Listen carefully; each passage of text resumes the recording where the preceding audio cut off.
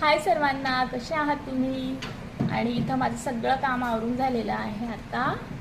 आणि आता इकडे त्रिशा आणि अंशू फिरायला चाललेत, मी तुम्हाला दाखवते. धूप हाय आहे ना कर, मम्मी. हाय कर मग. मम्मी धूप आहे. हॅलो कर सगळ्यांना. हॅलो. मम्मी इसको नहीं ले जाऊंगा, मम्मी धूप है. होय हो. तर इथे मी रव्याचा उत्तप्पा करत आहे आणि रवा दही मी अर्धा तास भिजवत घातली होते आणि नंतर याच्यामध्ये इनो टाकला होता आणि मीठ टाकलं होतं.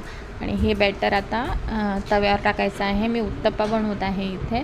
आणि भाज्या मी कट करून घेतल्या आहे. मला टमाटा आवडत नाही, मग मी म्हणून शिमला मिरची, कांदा, गाजर, पत्तागोबी हे सगळं घालून चॉपरमध्ये चॉप केलं होतं. आणि मस्त शिजून जातं वाफेवर. तर एकदा एक वाफेवर शिजून जातं.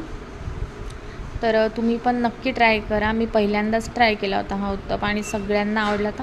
खूप छान झाला होता. आणि सोबत मी शेंगदाण्याची चटणी केली होती. तर हा झाला उत्तप्पा तयार.